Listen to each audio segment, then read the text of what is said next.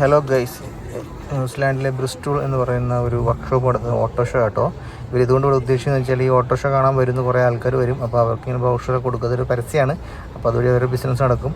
അപ്പോൾ അങ്ങനെ ഇവിടുത്തെ ഓരോ വർക്ക്ഷോപ്പ് നടത്താറുണ്ട്. അപ്പോൾ ഞാൻ ഇതുവഴി പോയപ്പോൾ കണ്ടിട്ടുണ്ട്. അപ്പോൾ ഇവിടെ കയറി എനിക്കൊരു ബ്രൗഷർ തന്നു. ഞാൻ വീഡിയോ എടുത്തിട്ടൊന്ന് ചോദിച്ചപ്പോൾ ഒരു വീഡിയോ എടുത്തോ വേറെ കുഴപ്പമൊന്നുമില്ല എന്ന് പറഞ്ഞു.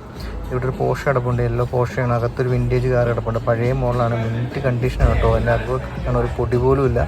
നല്ല റെഡ് പെയിൻ്റൊക്കെ അടിച്ച് അലോയൊക്കെ ഇട്ട് നല്ല കില്ലൊരു മിനി കൂപ്പർ കേട്ടോ, പഴയ മോഡൽ. കൂടെ തന്നെ ഒരു ചായക്കടയുണ്ട്. ഇവിടെ ഇങ്ങനെയാണ് ചായക്കടകളൊക്കെ.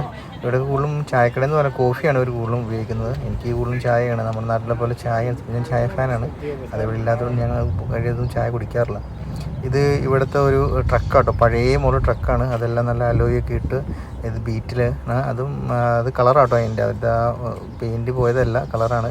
പോർഷയുണ്ട്, പോർഷെ കുറച്ച് കിടപ്പുണ്ട്. 2-3 പോർഷെ ഞാൻ കണ്ടു. മസ്താങ് ഉണ്ട്, കുറേ മോഡൽ വണ്ടികളുണ്ട്, പഴയ മോഡൽ. എനിക്ക് കുറേ എല്ലാത്തിൻ്റെയും പേരുകളൊന്നും അറിയില്ല.